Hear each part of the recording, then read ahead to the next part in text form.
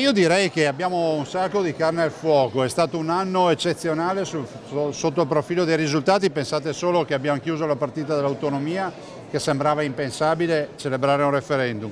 Abbiamo chiuso la partita della Pedemontana, abbiamo affrontato di petto e con piglio la partita dei FAS, siamo sul pezzo con l'ospedale di Padova, addirittura con questo regalo ai Veneti prima di Natale e molto altro ancora. Mi piace ad esempio ricordare che abbiamo venduto 16 milioni e mezzo di immobili, quindi per un controvalore di 16 milioni e mezzo di immobili che costavano all'amministrazione, che erano abbandonati e che oggi verranno valorizzati. Che cosa augura per il 2018 ai Veneti?